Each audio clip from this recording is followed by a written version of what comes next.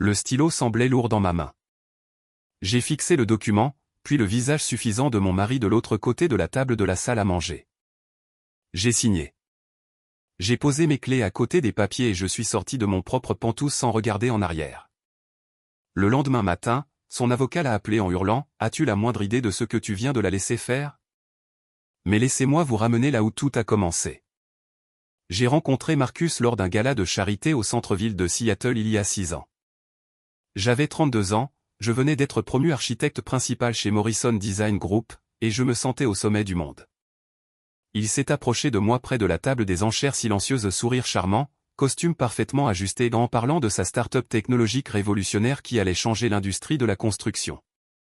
Avec le recul, j'aurais dû remarquer les signaux d'alarme, sa façon de citer constamment des noms célèbres, les réponses vagues quand je l'interrogeais sur son produit réel, et le fait qu'il insistait toujours pour partager l'addition parce que l'égalité compte. Même si j'ai appris plus tard que ses cartes de crédit étaient au plafond. Mais je me sentais seul. J'avais passé mes 20 ans à construire ma carrière, travaillant 80 heures par semaine et sacrifiant mes relations pour des promotions. Marcus m'a permis de me sentir vu. Il prenait des nouvelles de ma journée. Il se souvenait de mon vin préféré. Il passait à mon bureau avec un déjeuner quand j'oubliais de manger. Nous nous sommes mariés après 18 mois de relation. Ma mère, que Dieu ait son âme, était décédée 2 ans auparavant, mais elle m'avait laissé 3 choses qui comptaient plus que tout, sa montre Cartier vintage des années 1950, sa collection d'aquarelles originales qu'elle avait créée tout au long de sa vie. Et une lettre manuscrite me disant de ne jamais laisser personne ternir ma lumière. Je gardais la montre dans le coffre-fort de ma chambre. Les peintures étaient accrochées partout dans notre pantouse. Et la lettre restait dans ma table de chevet, un rappel de qui j'étais et d'où je venais. La première année de mariage fut bonne. Marcus était attentionné, solidaire et parlait toujours de sa prochaine grande entreprise. Cela ne me dérangeait pas de couvrir nos dépenses pendant qu'il lançait sa société. Après tout, les partenariats exigent des sacrifices, n'est-ce pas? La 2e année, sa start-up a échoué et les investisseurs se sont retirés. Il a blâmé le marché, le timing et son ancien associé. Je l'ai soutenu pendant qu'il pleurait et je lui ai dit que nous trouverions une solution ensemble. J'ai remboursé les $30 000 de dettes qu'il avait accumulées sans me le dire. La 3e année, il a lancé une autre entreprise, puis une autre. Chacune nécessitait un capital de départ que je fournissais. Chacune s'effondrait en quelques mois. Pendant ce temps, j'avais été promu associé au sein de mon cabinet. Je gagnais $300 000 par an. Marcus n'apportait que des excuses. La 4e année, il a arrêté de faire semblant de travailler. Il passait son temps sur les terrains de golf. Il prenait des déjeuners d'affaires qui duraient jusqu'au dîner. Il achetait des vêtements de créateur parce qu'il avait besoin de paraître prospère pour l'être. J'aurais dû partir à ce moment-là, mais j'entendais sans cesse la voix de ma mère me disant que le mariage exigeait de la patience, que les hommes de bien ont parfois besoin de temps pour trouver leur voie. Puis j'ai trouvé les SMS. C'était un mardi soir. Marcus avait laissé son téléphone sur le comptoir de la cuisine pendant qu'il se douchait. Une notification est apparue de la part d'une certaine Sophia Chen avec un emoji cœur à côté de son nom. « J'ai hâte de te voir demain, bébé.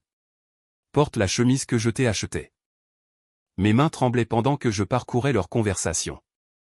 6 mois. 6 mois de « je t'aime », de « tu es la seule qui me comprenne » et de « dès que j'aurai ma part du divorce, nous serons à l'abri pour la vie. Sophia Chen, j'ai fait des recherches sur elle. Influenceuse Instagram, 200 000 abonnés, contenu lifestyle.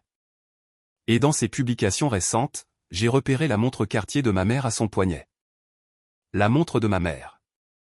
Celle que je pensais avoir égarée il y a 3 mois. Je voulais hurler.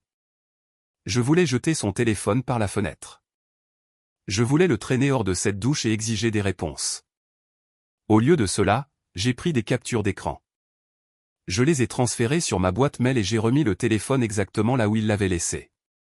Cette nuit-là, alors que Marcus dormait à mes côtés comme si de rien n'était, je suis resté éveillé à planifier.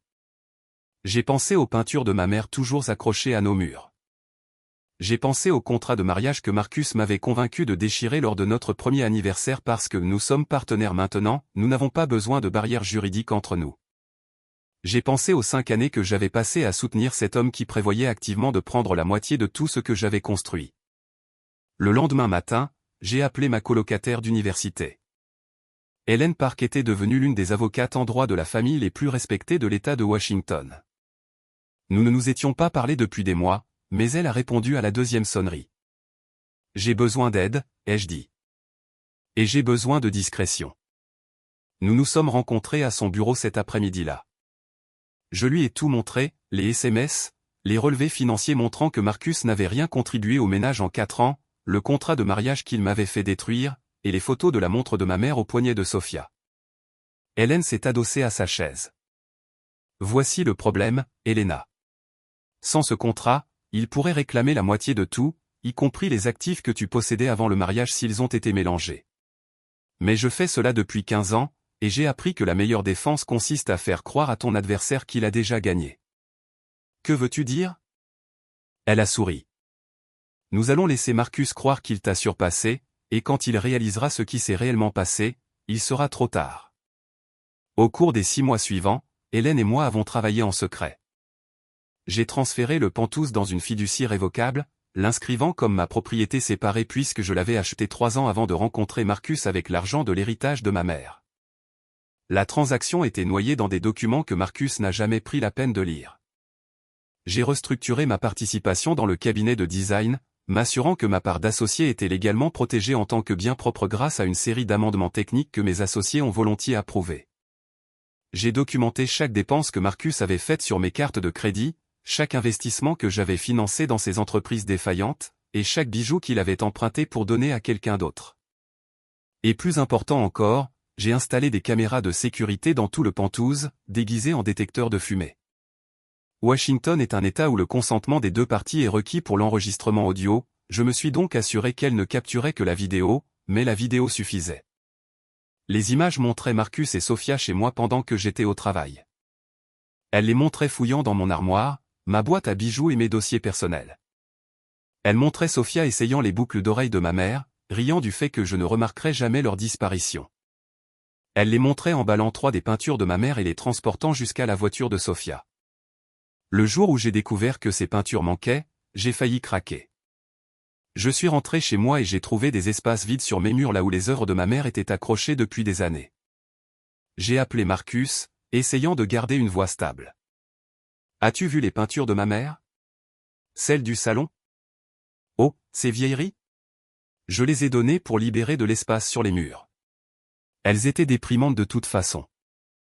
Données. Il les avait données à sa maîtresse et les avait qualifiées de déprimantes. Ma mère avait passé des décennies à créer ces peintures. Elles valaient peut-être quelques milliers de dollars pour un expert, mais pour moi, elles étaient inestimables. C'étaient ses mains, sa vision, son amour rendu visible. Je me suis enfermé dans la salle de bain et j'ai pleuré silencieusement pendant 1 heure. Puis j'ai séché mes yeux, j'ai retouché mon maquillage et j'ai continué le plan. Hélène avait préparé un document spécial que Marcus devait signer. En surface, cela ressemblait à un accord de base reconnaissant la division des actifs mineurs pendant notre période de séparation. Caché dans le langage juridique se trouvait une clause par laquelle Marcus reconnaissait avoir reçu une compensation pleine et finale pour toute réclamation sur les biens acquis pendant le mariage. L'astuce consistait à lui faire signer sans qu'il ne lise attentivement. Heureusement, Marcus n'avait jamais rien lu attentivement de sa vie. Il y a 3 semaines, il est venu me voir avec ses propres exigences. Il avait consulté un avocat à bas prix qui lui avait probablement dit qu'il avait droit à la moitié de tout. Je veux le Pantouse, a-t-il annoncé au dîner, et la moitié de ta part d'associé, ainsi qu'une pension alimentaire mensuelle jusqu'à ce que je me remette sur pied. J'ai fait semblant de discuter. J'ai fait semblant de pleurer. Je l'ai laissé croire qu'il avait gagné. D'accord, ai-je finalement dit, la voix brisée de manière convaincante. Marcus a peine jeté un coup d'œil au papier avant de signer. Il était trop occupé à envoyer des SMS à Sophia à propos de leur prochaine célébration de victoire. Cela nous ramène là où j'ai commencé. Le document que j'ai signé il y a 3 jours, celui qui donnait l'impression que je cédais le Pantouse, en réalité, je signais un acte de renonciation qui n'avait aucun effet juridique parce que le Pantouse était déjà protégé dans ma fiducie. L'acte était sans valeur. Mais Marcus ne le savait pas. Il ne savait pas non plus pour le document qu'il avait signé, celui reconnaissant qu'il avait reçu une compensation complète et renonçant à toute réclamation future. Le matin après mon départ, Marcus s'est réveillé dans ce qu'il pensait être désormais son Penthouse. Il a essayé de faire du café, mais le système domotique ne reconnaissait plus sa voix. J'avais supprimé son accès la veille au soir. Il a essayé d'appeler la gestion de l'immeuble pour contourner le système, mais son nom ne figurait pas sur les documents de propriété. Il n'y avait jamais été. La fiducie possédait le Penthouse, j'en étais la seule fiduciaire. Il a essayé de partir pour prendre un café ailleurs, mais sa Tesla ne démarrait pas. Elle était enregistrée à mon nom, payée avec mon argent, et je l'avais désactivée à distance via l'application. Il a essayé d'appeler un Uber, mais ses cartes de crédit étaient liées à mon compte. Toutes refusées. Il a essayé d'appeler Sophia pour qu'elle vienne le chercher, mais elle ne répondait pas. Elle était trop occupée avec la police de Seattle, qui était arrivée à son appartement avec un mandat de perquisition pour bien voler. Mes images de sécurité l'avaient clairement montré en train de retirer les peintures de ma mère de chez moi. Hélène avait déposé une plainte la veille, et le procureur du comté de King était très intéressé par l'idée d'engager des poursuites contre une influenceuse Instagram ayant des antécédents documentés de recel de biens volés provenant d'un mari infidèle.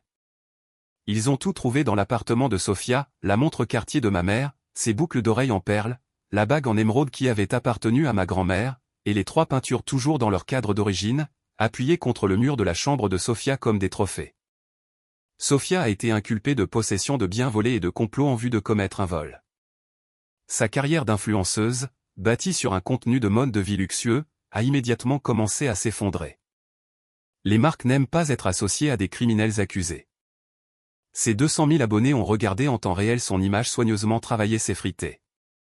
Marcus, pendant ce temps, a reçu des documents au Penthouse qui ne lui appartenaient plus. Hélène avait intenté une action au civil pour détournement de biens, enrichissement sans cause et fraude. Nous réclamions la pleine valeur de chaque objet qu'il avait volé et donné à sa maîtresse, plus des dommages et intérêts. Son avocat au rabais a examiné les documents que Marcus avait signés au cours des 6 derniers mois et a apparemment perdu la tête. C'est à ce moment-là que Marcus a reçu l'appel téléphonique que j'ai mentionné au début. Son propre avocat hurlait après lui pour avoir renoncé à ses droits sans lire les petits caractères. « Elle s'est jouée de toi », aurait dit l'avocat. « Chaque document que tu as signé était conçu pour te piéger. Tu n'as aucun droit sur le Penthouse, aucun droit sur son entreprise, et maintenant tu es responsable de vol et de fraude.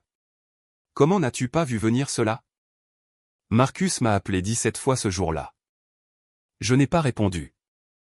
Au lieu de cela, je me suis assise dans une suite au Four Seasons avec une coupe de champagne, regardant la silhouette de Seattle à travers les baies vitrées.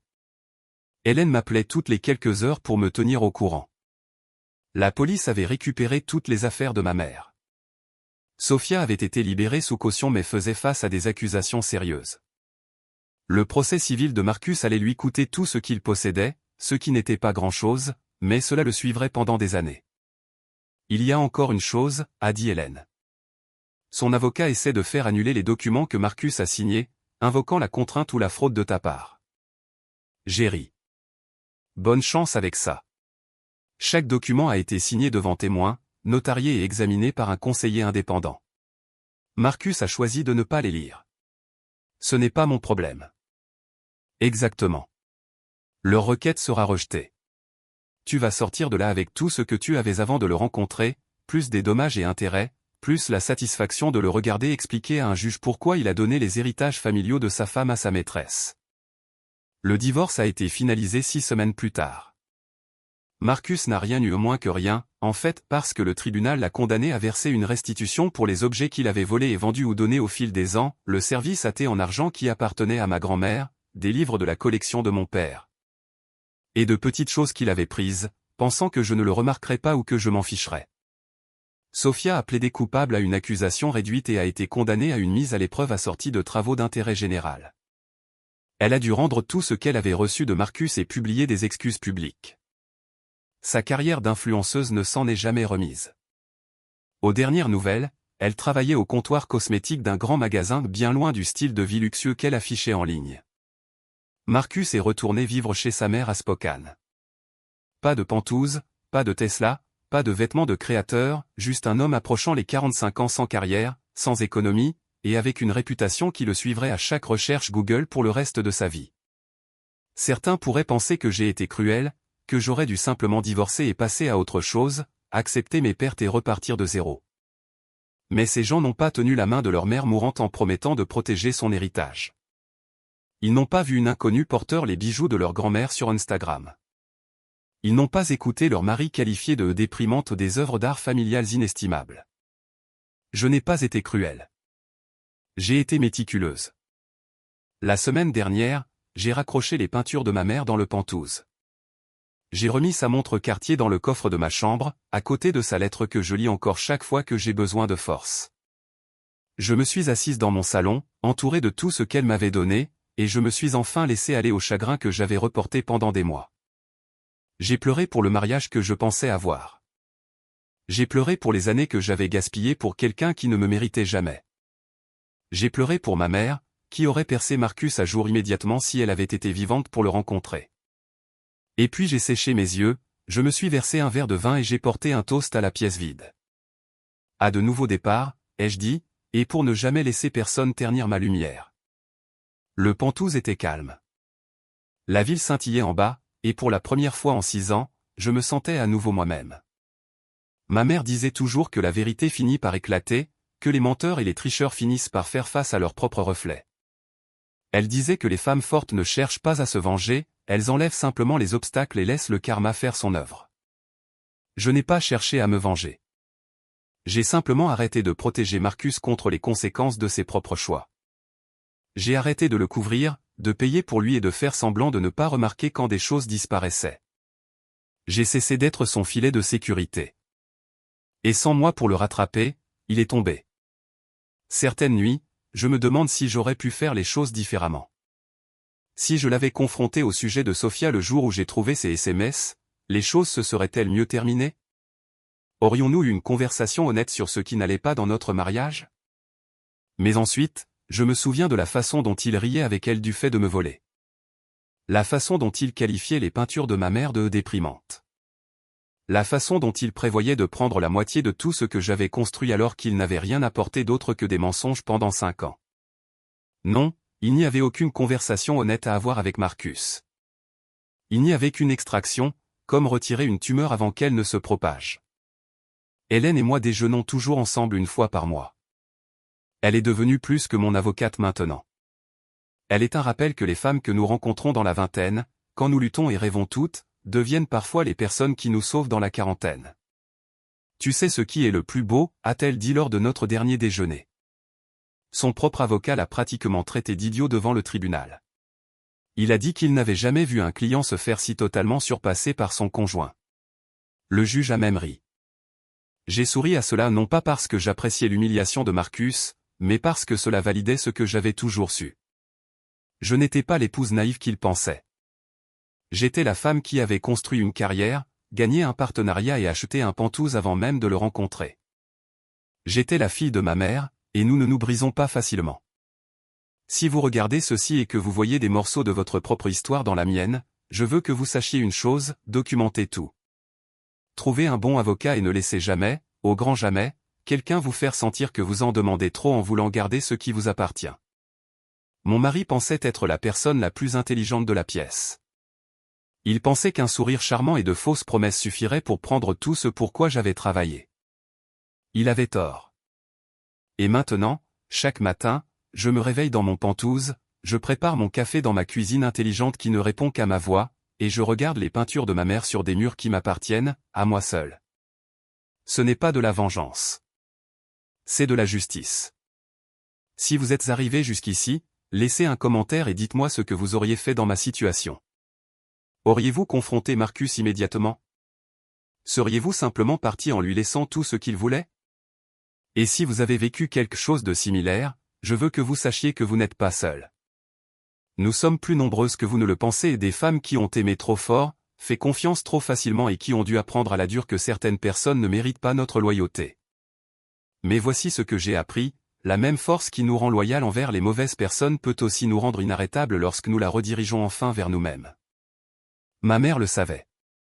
Elle m'a élevé pour que je le sache aussi. Et maintenant, enfin, je le vis. Merci d'avoir écouté mon histoire. C'était Elena, en direct de Seattle, où la pluie s'est enfin arrêtée et où le soleil entre par mes fenêtres, illuminant les peintures qui sont revenues là où est leur place.